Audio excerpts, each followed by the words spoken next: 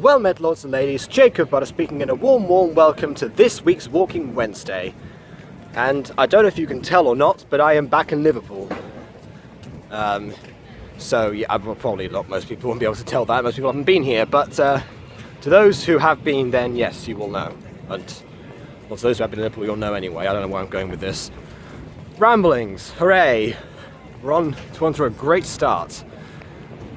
Anyway, as it turns out, for this week, I actually have, lo and behold, some non-YouTube related news. Because as I return to Liverpool, so I also return to university.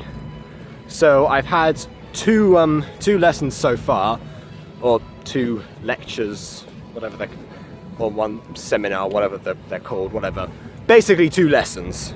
That's a important thing. So one for actually each of the modules. As it turns out, my timetable, because I'm a dual honours student, has changed. I'm doing drama and creative writing. Last calendar year, I had 2 modules of drama and 1 of creative writing. But this time it's the other way around, and the drama department are very confused as to why there's nothing going on Wednesday, aka today, and what we're going to do in the mornings. Apparently one tutor spoke to the dean about it, which, you know, I appreciate, but we also have an early Thursday now, which we didn't have before, so it kind of evens out. They've worked it all out, don't you worry.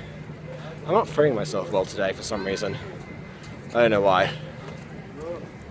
In any case, the first day was drama, so that was Monday. And on Monday, I was remembering some things one thing that I was told by the head of department. They're feeding the birds over there. Okay.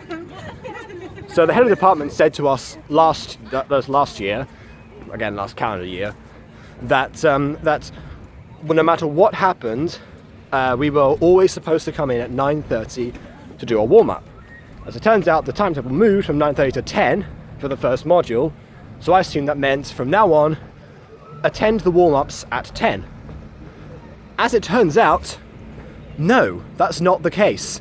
So I knew from the get-go that because I'm a dual honours student, I wasn't going to be in for the first module that they were doing, but I didn't know the warm-up wasn't going to be on until that very same head of department explained it to me.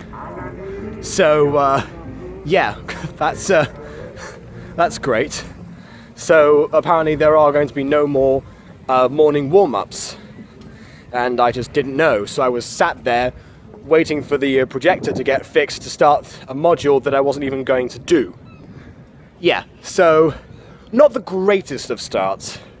As for the actual module I was supposed to do at 2 in the afternoon, that one was okay. Wasn't great, wasn't terrible, it was okay. Reason for that, because I know people are going to ask me, is because it was just the lecture that didn't accompany the seminar that happened later. So it's about the theatre, the big ideas. So it was just us sitting down, learning about a few philosophers that I already knew about, some of them that I didn't. One that I never actually managed to copy down because I ran out of time to take the notes for him. Yeah, so if anyone who was in that module knows the philosopher that came after Machiavelli, will send me a canvas strip, but otherwise I'll just look it up. Either way, it was all right, because it was interesting to see like how the mentalities of the world have evolved and developed on each other. I mean, we went from Plato and Aristotle. We didn't really talk about Socrates. We talked about Plato and Aristotle, and then went all the way to essentially modern day. So yeah, that was a thing. Reminded me of when I read Sophie's World when I was 12, and I was way too young to read that book. I was just talking about my over-demanding primary school teacher in my Introduction to Poetry module on Tuesday, aka yesterday, and here I am doing it again.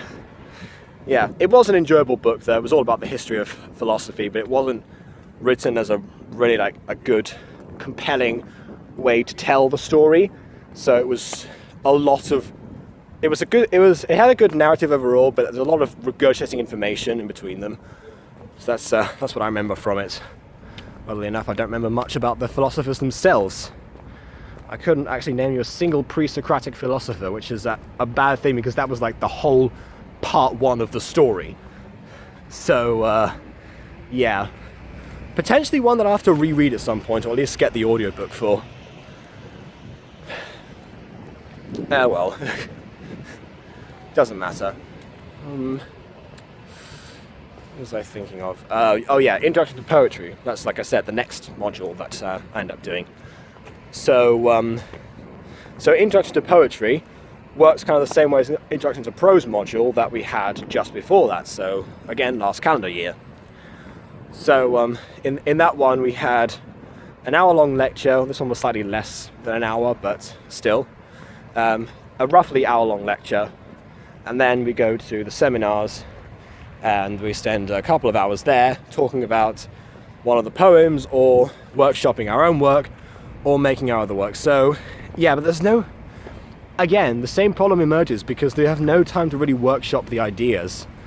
And, which is just as well this time, because the poem that I made was probably one of the worst ones I've ever done. So, I think I'm going to just... we're supposed to expand on that for the homework. I think we're just going to scrap it, and then I will just restart that.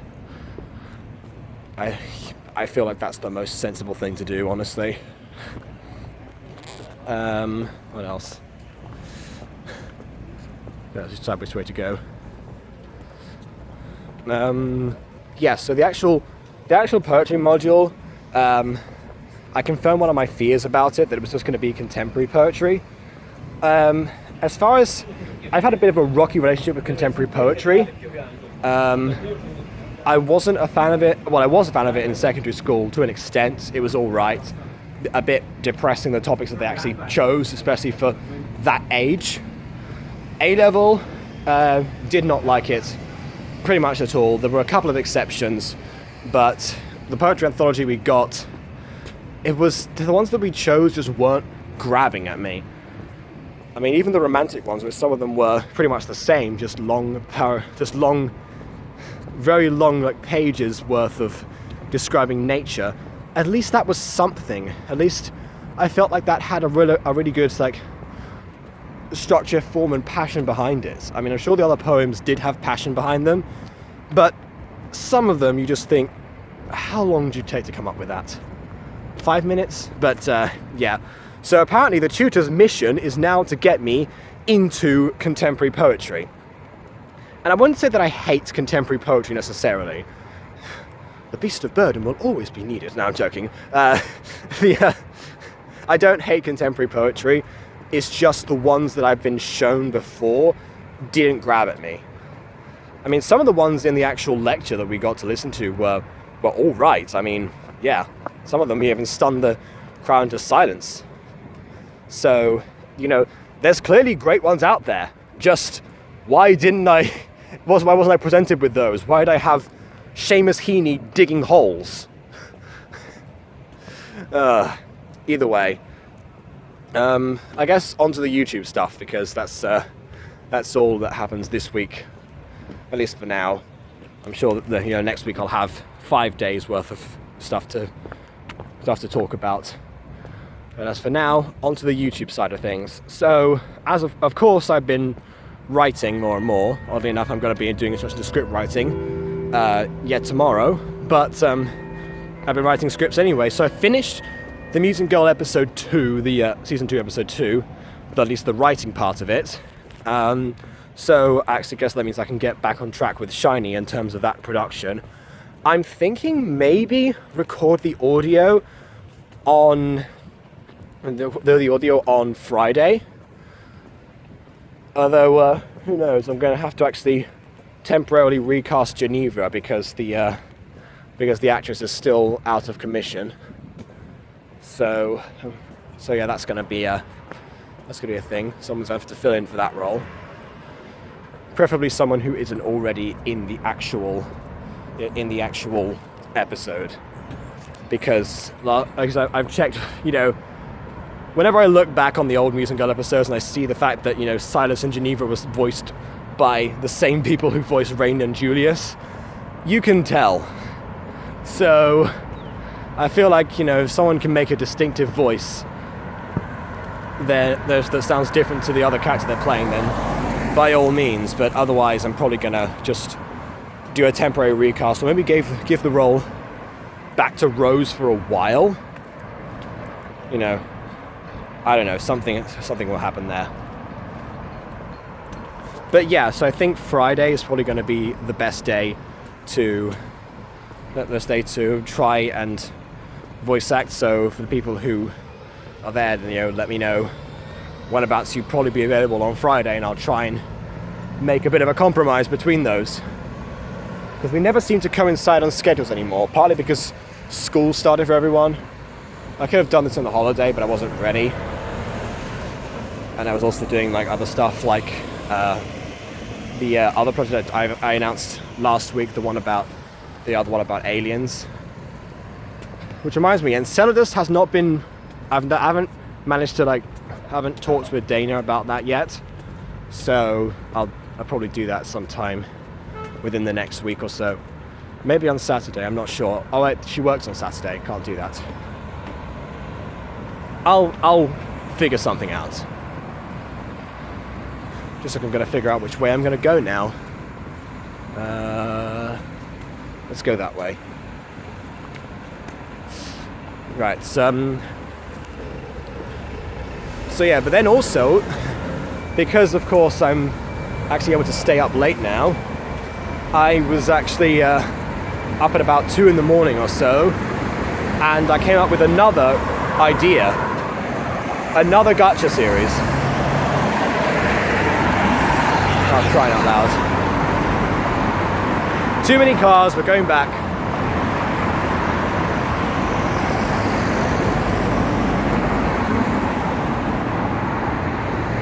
Yeah, so another gacha series, which is going to be, I feel like it's going to be like a more of a writing collaboration, because I just pitched the idea to 2 people for for the project, and they've actually really taken to it. I mean, more so than I thought, and they just we all hype each other up for the idea. So I don't know, I feel like this could be something interesting.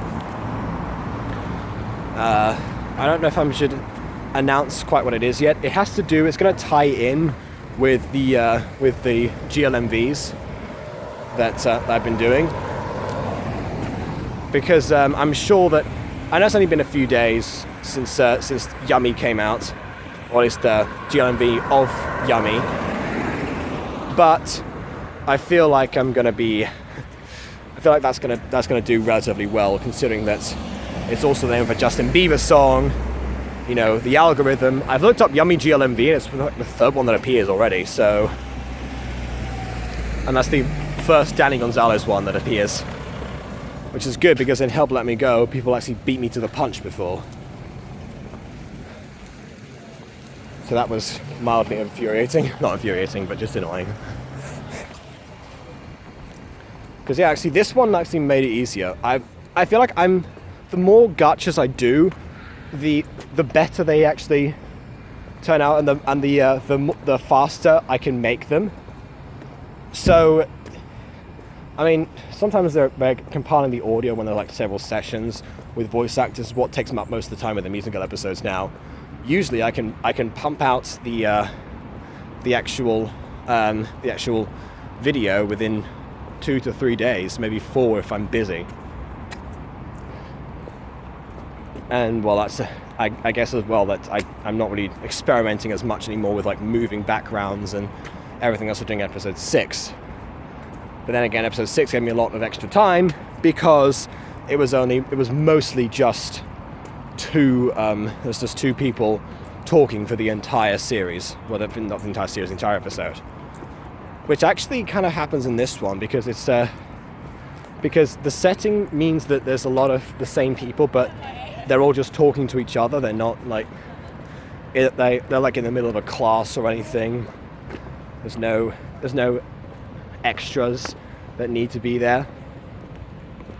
Although who knows, maybe I should make some extras and start having them walk around or something, in Not Your Average Girl, when they just have the actual when they have random people, random designs because again, even designing characters is becoming more second nature to me now.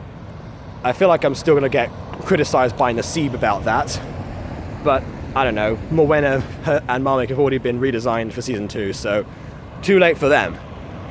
And Morwenna's design was always going to be more practical at first, or more in terms of like why she would like try and draw attention to herself in any other way, like the 3 ponytails, the bright yellow, anything to distract from the dragon tail, which of course didn't work. It kind of just made her more of a target, but she didn't know that at the time. Now actually she's much more she looks much more normal actually. Still has a dragon tail obviously, but you know, much more normal by comparison. So yeah, I think that might be it. I was also making a mini movie a while ago, but I keep losing inspiration for that script, so I don't know, that's been months in the process. I don't know if that's going to come out or not. But yeah, so that's why still a lot more gachas. As for Sir Nicanorth, again, that's something I should like talk about maybe on Saturday or something, and just arrange for, you know, the 3 people I need in the scene at the very least to attend. I don't know, something to work on. But I guess that's it for now. Mostly gacha stuff. Minecraft will return. So yeah, please leave a like or dislike because your opinion matters. And on that note, until next time,